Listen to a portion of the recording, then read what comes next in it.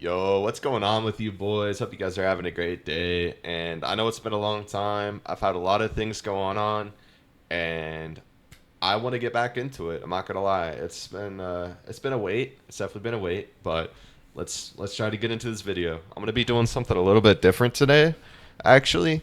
And I was thinking of doing some PvP breakdowns in Fairy Tail Re because as much as I can like give guides, I can probably show you guys text and stuff. I can show you fights.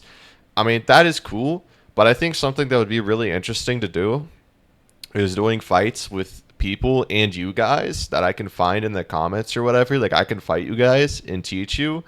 And then I can also take videos of the fights that we have and then do a breakdown of like what I was doing in the fight, the thought process of that, and then also the thought process.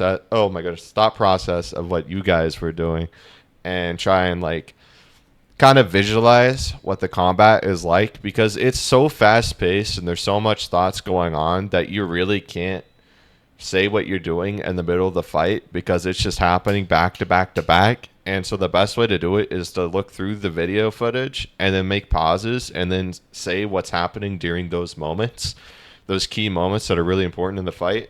And I think it'd be a really interesting thing to do. But without any further ado, let's get into it.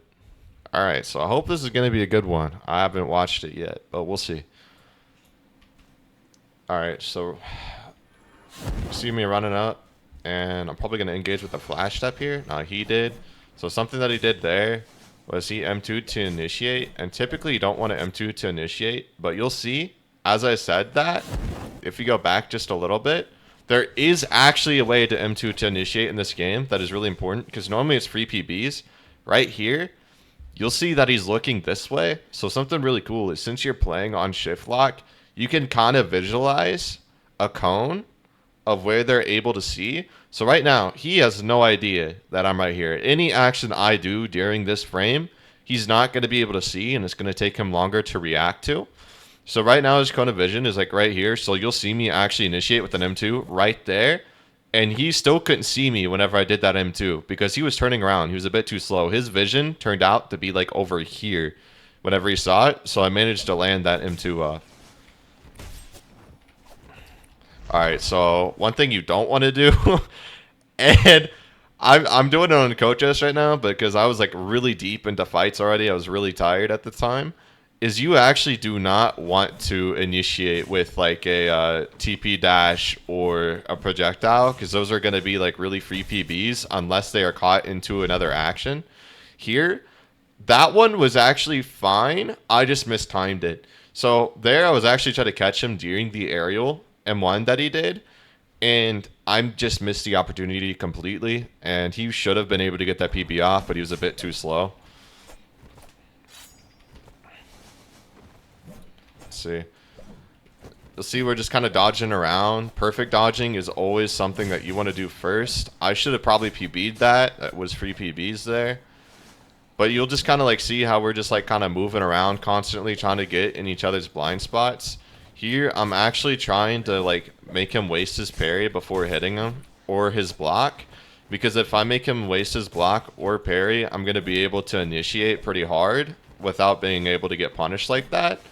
And I could probably get a combo off. Even though it's not guaranteed, it's just a new style that I'm trying to work on that my friend Blue Helix actually made. We call it Blitz style.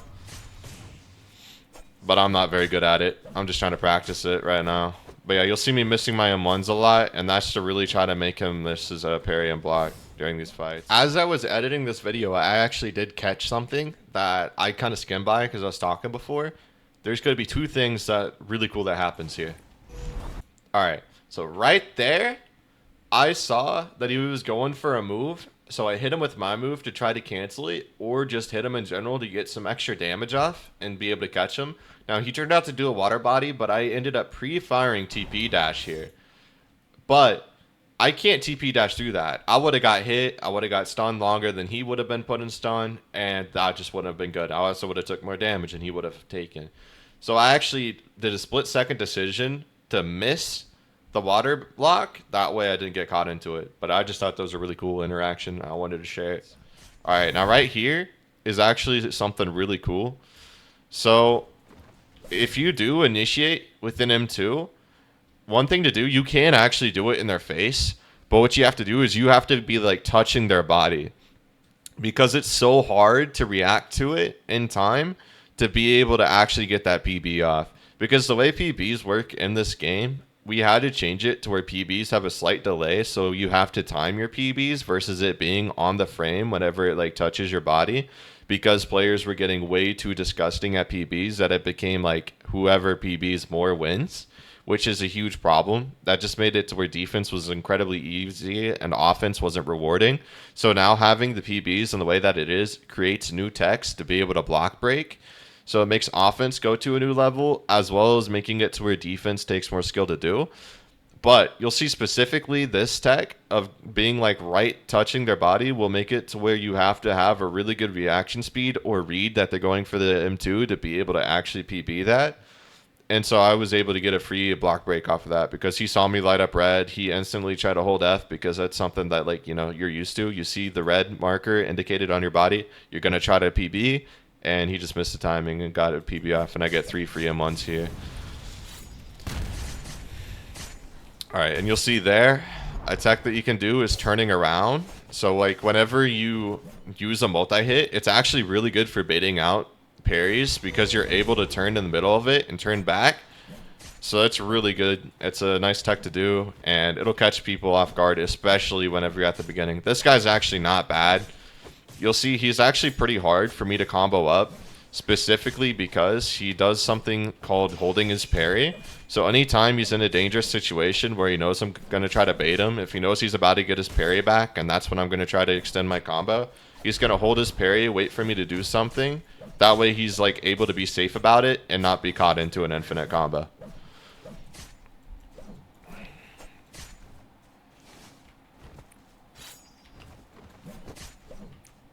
And he's trying to M2 to initiate a lot. You really don't want to M2 or aerial because it is just going to give really free PBs. Now right here, I'm also just wasting a lot of moves in this fight too, I'm not going to lie. Like, you shouldn't be move spamming as much as I have been. Like, whenever I knock him up and TP dash, that's not a good thing to do. But you'll see, I'm going to give you guys a really saucy tech right now. If you see me M1, and if you perfectly time like that, that creates something that is called a negative tempo, which means that it is faster than your base M1s. If you perfectly time an aerial as soon as the in lag is done with your M1, you'll be able to actually hit them faster then you're able to M1, which will allow them to parry really late most of the times, and then you're able to capitalize off that and get a combo off. And that would be like a quick bait versus a slow one to where like you stutter or something to try and get the parry out, or you just like freeze, you block, anything like that. You miss an M1, like that's a slow bait. Now missing an M1 is not true. As you see, you are able to dodge out. I'm not good enough to really catch people off of that right now. He missed his parry and he backed out. I should have been able to catch him there, or maybe make him waste his block and then use a move that he would normally go for a PB on, but he can't. That way I can actually catch him into a combo. That's what I'm supposed to be doing there. Ah, yeah. So right here, you'll actually see that whenever I stalled, I stalled just long enough to where I could hit him into a frame. See, dodge frames are really long. They last throughout the whole dodge. But at the beginning of the dodge, you actually don't have iframes for your perfect dodge. So you're able to catch somebody, and you'll see I immediately, as soon, because I purposefully caught him here, I immediately pre-pressed M2, and then I flicked to him to catch him into the combo again.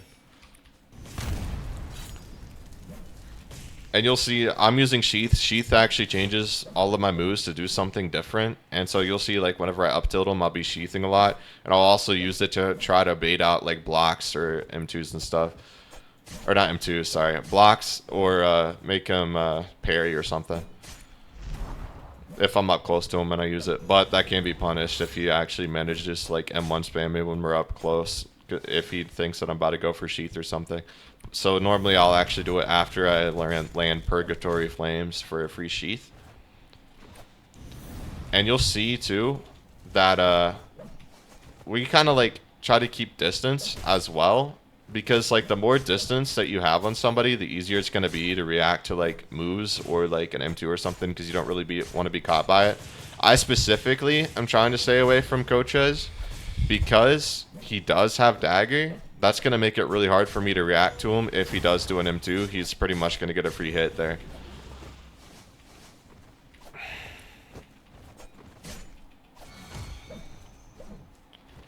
And also, depending on the distance, will also, like, I keep in mind at what distances we're at and what moves he has, so I know what he's able to hit me with, and I know, like, when I'm in danger and what I can react to. Because by, like, knowing what he has to hit me with, it gives me, like, a playbook of what I think he's about to do, and that'll allow me to be able to counter him or get a PB way easier if I already know where it's at. There, I shouldn't have swung back like that. I kind of, like, forced you, like, that was like on beat. Like I went in with the aerial. He got a free PB because I did it right in front of his face. He wasn't in any unlag. I wasn't behind him. He saw me perfectly clear, got a free PB, and as soon as I got out of stun, I am on again. I've dodged back, yeah, and that's gonna get me because he's in flow. So once you get out of combo, something you want to do, people actually get on like a hot streak to where they start to feel really good and you're inside of their tempo. And if you don't get out and reset the fight, they're going to keep that tempo up on you and just keep on PBing, keep on like comboing you up. You have to make sure that you reset in the fight.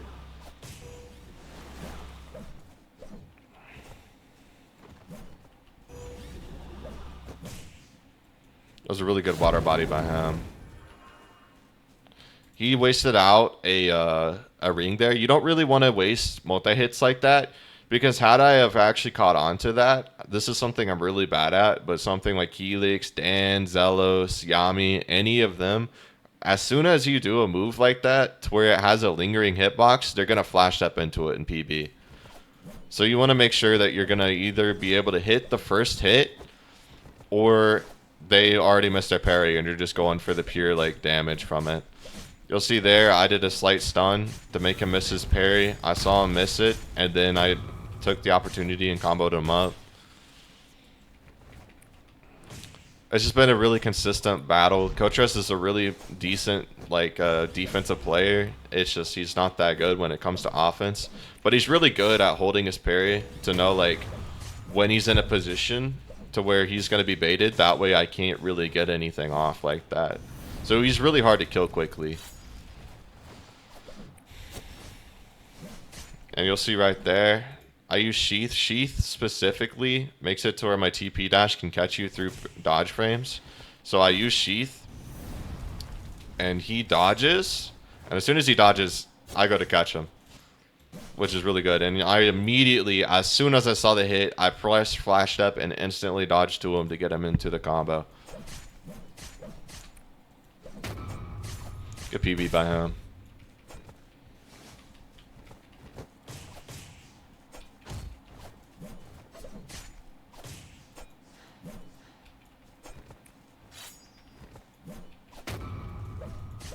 He handed me a free PB there.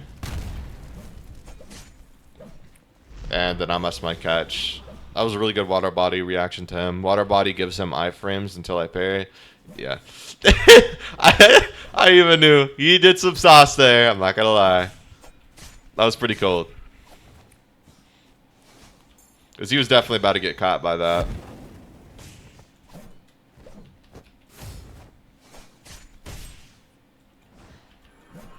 Good.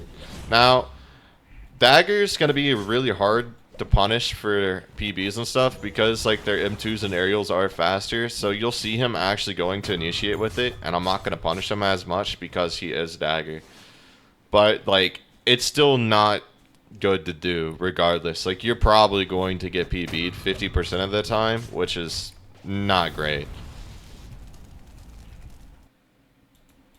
But I think that's probably going to be it for today's video, low-key. I honestly wish I got more in depth with a lot of the thoughts and stuff, but if I'm being quite frank with you guys, I haven't gotten very much sleep at all. And I got hit up by Dan. He wanted me to make this video, and I was like, all right, I got you, gang. But I think that's going to be a pretty decent start to this series that I want to try doing. And I think you guys definitely learned a few things. You guys definitely learned a few things in this. You knew a little bit about distance gauging. I told you not to initiate with the aerial M1s and the M2s unless you're behind somebody, they can't see you, or they are caught inside an end lag to where you can't be punished for it. You got to make sure like either they don't have block, they are in an end lag, or they can't see you to initiate with your M2 or your aerial, something of the sort, right? And then you guys saw the negative tempo, which is really good. And you saw a stutter with between the M1s to make him miss the parries. There's definitely a few things in here. There's definitely a few things in here.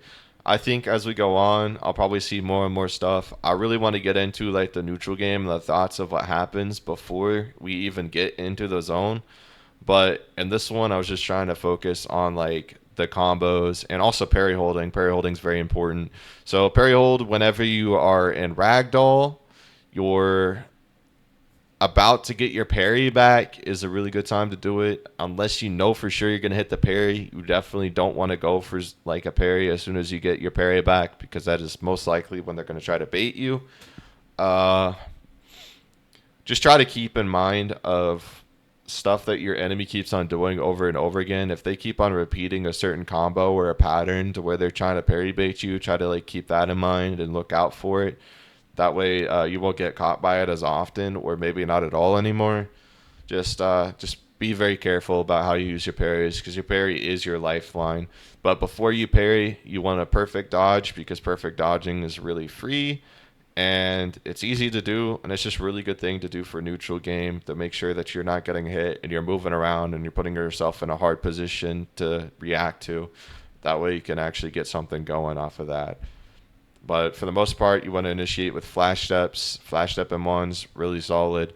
If you do that too often or on tempo too much to where you flash step and immediately M1, they are going to read that and PB you most likely. So you will have to like stutter and wait there for a second. They may miss their parry, they may not. But at the end of the day, you don't want to give them a free PB. So you got to be careful and do a lot of mix ups.